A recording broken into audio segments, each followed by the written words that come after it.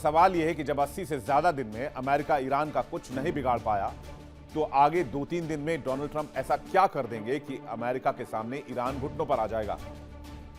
Donald Trump ने हर संभव दांव आजमा लिया है, साम दाम दंड भेद करके देख लिया है, लेकिन डोनाल्ड ट्रंप के हाथ कुछ नहीं। कहते हैं ट्रंप प्रशासन ने हाल में हमले की योजना बनाई थी, लेकिन 18 मई को कतर, सऊदी अरब और यूएई के नेताओं के अनुरोध पर इसे टाल दिया।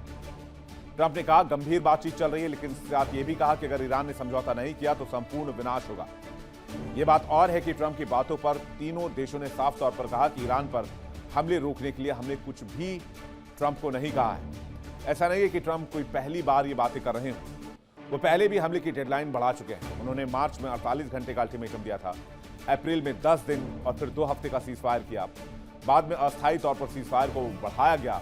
पिछले 2 दिनों से ट्रंप ऐसा माहौल बना रहे थे कि वो ईरान पर बहुत बड़ा हमला करने वाले हैं, लेकिन हालात कुछ इस तरह से बने कि ये गीदड़ भभकी साबित हुई। ईरान अपनी संसद में ये कह रहा है कि जो नेतन्याहू और ट्रंप को मारेगा वो उसे इनाम देगा, और ये सब कुछ तब हो रहा है जब डोनाल्ड ट्रंप ईरान को धमका रहे हैं। तो आगे ट्रंप की प्लानिंग क्या हो सकती है, ट्रंप की रणनीति क्या हो सकती है, 2 दिन में क्या कर सकते हैं ट्रंप, इसका अंदाजा लगाते हैं। चलिए देखते हैं समीकरण क्या कह रहे हैं। पाकिस्तान के माध्यम से ईरान को अंतिम प्रस्ताव भेजेगा अमेरिका।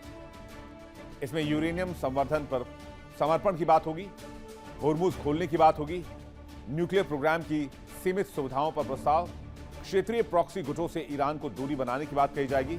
ईरान का जवाब नहीं आया तो अमेरिका इजराइल मिलकर जॉइंट अटैक कर सकते हैं। अमेरिका के निशाने पर ईरान के बाकी बचे सैन्य ठिकाने शामिल हैं। ईरान की जेल सुविधाएं, ब्रिज, पावर प्लांट्स पर भी अटैक हो सकता है। लेकिन अब इसमें भी पेच है। हमले पर पेच इसलिए है कि वॉर पावर्स एक्ट जो अमेरिका में, जिसे किसी भी देश पर हमले के 60 दिन के अंदर यूएस सीनेट से मंजूरी जरूरी होती है, वो प्रस्ताव ट्रंप के खिलाफ चला गया है। इसकी डिटेल मैं आपको अगली खबर में दूंगा। इसलिए अब हमले वाला विकल्प भी खत्म होता जा रहा है। ट्रंप अब ईरान के ऊपर हमला नहीं कर सकते हैं। ईरान पर हमले के लिए उन्हें अपने संसद की मंजूरी चाहिए होगी। तो क्या ट्रंप धमकाकर ईरान को बातचीत की टेबल पर लाने की कोशिश कर रहे हैं? क्योंकि अगर आप इतिहास में देखेंगे तो ट्रंप की धमकी वाली पॉलिसी हमेशा से रही है। पहले वो धमकाते हैं, प्रेशर डालते हैं और बाद में पलट जाते हैं। और अगर ट्रंप की रणनीति की बात की जाए तो ट्रंप की धमकी को डिप्लोमेसी का हथियार माना जाता है। 2018 में उन्होंने उत्तर कोरिया के किम जोंग उन को फायर एंड फ्यूरी की धमकी दी थी, और उसके कुछ ही हफ्तों के बाद दोनों नेता मेज पर बैठे, और यही फॉर्मूला लगता है ईरान के साथ अपनाया जा रहा है। ट्रंप जानते हैं कि ईरान पर सीधा सैन्य हमला करना एक बहुत बड़ा जुआ है, और इस जुए को वो खेल चुके हैं। 40 दिन की लड़ाई में वो ये देख चुके हैं कि जुए में बाजी वो हार गए। 42 दिन की लड़ाई, 42 दिन में का सीज फायर और 42 विमानों का नुकसान, जिसमें F-35, F-18 हॉर्नेट, अवैक्स और रीपर ड्रोन्स, बहुत सारे अत्याधुनिक और बेशक बेहद कीमती हथियार। अफगानिस्तान में 20 साल, इराक में 15 साल अमेरिका लड़ता रहा। अब अमेरिका किसी और लंबे युद्ध का बोझ नहीं उठाना चाहता है। इस लड़ाई में अब तक अमेरिका को लगभग $30 बिलियन का खर्च उठाना पड़ा है।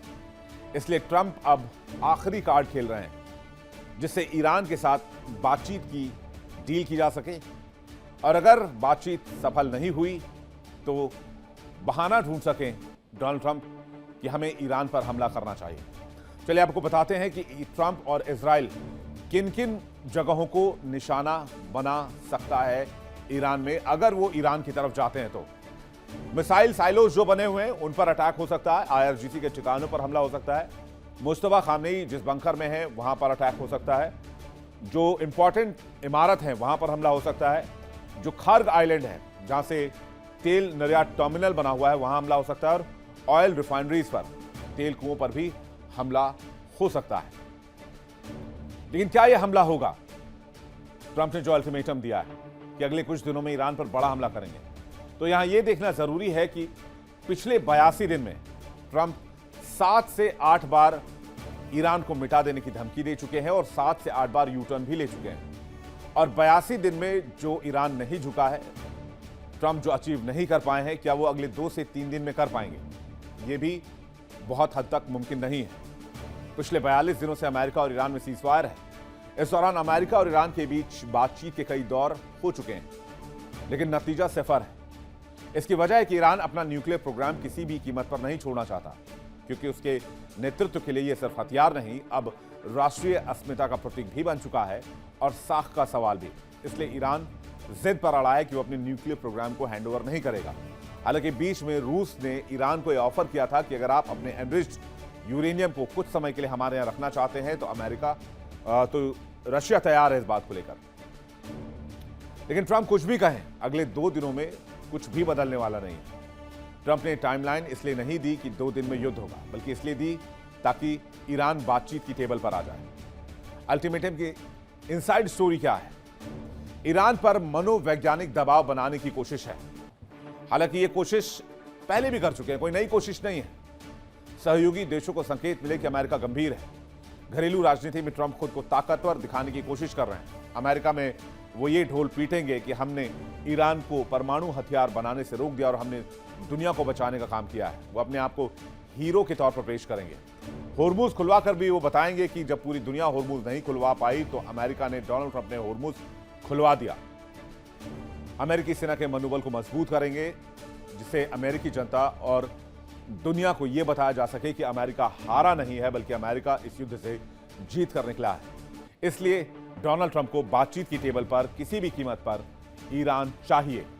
कुल मिलाकर ट्रंप ईरान को अल्टीमेटम नहीं दे रहे हैं, बल्कि वो ईरान को न्योता दे रहे हैं कि वो टेबल पर आए, शांति वार्ता पर समझौता करे और युद्ध को खत्म करे।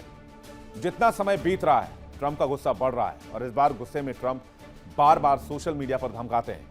उधर अमेरिकी जनता भी ट्रंप की नीतियों से नाराज है। खबर तो यह भी है कि अमेरिका में महिलाएं पलायन कर रही हैं। महिलाओं का कहना है कि ट्रंप की नीतियों की वजह से अमेरिका में रहना अब दूभर हो चुका है। ट्रंप के कारण वायलेंस बहुत ज्यादा हो गया है, इस कारण वो अमेरिका में नहीं रहना चाहती। सोचिए, देश के राष्ट्रपति के खिलाफ जब इतना गुस्सा हो तो दूसरे देश आखिर ट्रंप को कितना वैल्यू करेंगे। उधर ट्रंप ईरान को रोजाना धमकी देते हैं। अब सवाल ये कि इससे ईरान पर कितना असर होता है। जाहिर सी बात है, इसका ईरान पर कोई भी असर नहीं होगा, क्योंकि 28 फरवरी से लगातार डोनाल्ड ट्रंप ये कहते रहे हैं कि हम ईरान को मिटा देंगे। पिछले 82 दिनों में हर रोज डोनाल्ड ट्रंप ने कहा है कि हम बहुत बड़ा हमला करेंगे, लेकिन नतीजा आज भी सिफर है। ऐसा नहीं अमेरिका ने हमला नहीं किया, अमेरिका ने हमला किया, लेकिन हासिल कुछ नहीं हुआ। और उसके ऊपर पूरी दुनिया को लेकर भी डोनाल्ड ट्रंप के ऊपर प्रेशर है। आज यूरोपीय देश ट्रंप पर प्रेशर बना रहे हैं, एशिया के मुल्क ट्रंप पर प्रेशर बना रहे हैं। अमेरिका में भी तेल और गैस महंगी होती जा रही है, इसलिए अमेरिकी लोगों का भी प्रेशर है। उधर ईरान है कि ट्रंप की किसी भी धमकी को वो बहुत हल्के में लेता है और ये चैलेंज करता है कि अगर अमेरिका में दम है तो वो दोबारा अटैक करके दिखाए। जवाब ऐसा मिलेगा जिसे अमेरिका कभी भूल नहीं पाएगा। ईरानी नेतृत्व, खासकर इस्लामिक रिवोल्यूशनरी गार्ड कॉर्प्स, किसी भी कीमत पर झुकने को तैयार नहीं है। आईआरजीसी ने साफ कहा है कि वो स्ट्रेट ऑफ होर्मुज अपने कंट्रोल में रखेगा। बिना आईआरजीसी के परमिशन के कोई भी जहाज इस इलाके से नहीं गुजरेगा। यहां तक कि इस इलाके में जो भी इंटरनेट के लिए फाइबर ऑप्टिक केबल्स गुजर रहे हैं, उस पर भी ईरान ने परमिट सिस्टम लगाने की धमकी दे दी है। ईरान ने बीते 5 मार्च से होर्मुज को बंद रखा है और तेल की कीमतों में हर दिन आग लग रही है। होर्मुज की स्थिति ऐसी हो गई है कि होर्मुज में अगर कोई जहाज जाता है तो ईरान उस पर फायरिंग करता है। अगर होर्मुज पार कर ओमान पहुंचता है तो अमेरिका फायरिंग करता है। अभी जो तस्वीर इस वक्त आप देख रहे हैं, ये अमेरिकी सैन्य हेलीकॉप्टर की तस्वीर है, जहां पर एक जवान, अमेरिकी जवान जो है वो हेलीकॉप्टर में सवार होकर ताबड़तोड़ गोलियां बरसाता हुआ नजर आ रहा है एक स्पीड बोट पर। जरा आपको फुल स्क्रीन तस्वीर दिखाते हैं किस तरह से अमेरिका नेवल ब्लॉकेड के पास जब एक जहाज पहुंचता है, एक शिप पहुंचता है, तो उस पर किस तरह से ताबड़तोड़ फायरिंग की जा रही है।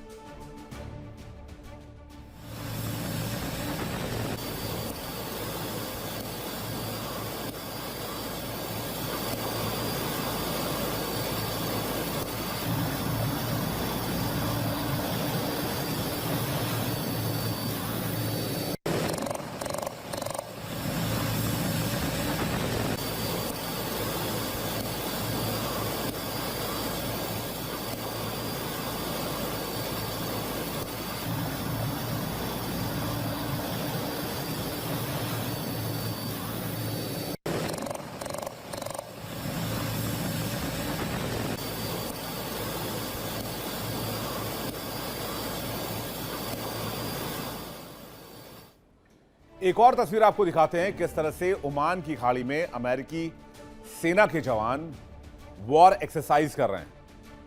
यह गल्फ ऑफ ओमान है जहां पर अमेरिका का नेवल ब्लॉकेड है और इस तस्वीर में आप देख सकते हैं अमेरिकी हेलीकॉप्टर्स, एक मालवाहक जहाज है जिसके इर्द गिर्द अमेरिकी अटैक हेलीकॉप्टर्स आपको नजर आ रहे होंगे और इसमें आप साफ तौर पर देख सकते हैं कि किस तरह से वॉर ड्रिल की जो तैयारी है वो यहां पर की जा रही है। किस तरह से अटैक हेलीकॉप्टर से लगातार फायरिंग की तस्वीर सामने आ रही है। गल्फ ऑफ ओमान में कोई भी शिप जो कि बगैर अमेरिका के परमिशन के पहुंचता है उसे अमेरिका रोक लेता है और वापस लौटने की धमकी देता है। देखिए इंडिया डेली 24/7 अब आपके स्मार्ट टीवी पर। इंडिया डेली मौजूद है सभी डिजिटल प्लेटफॉर्म पर लाइव और लगातार। इंडिया डेली 24/7 हर दिन राष्ट्र को समर्पित।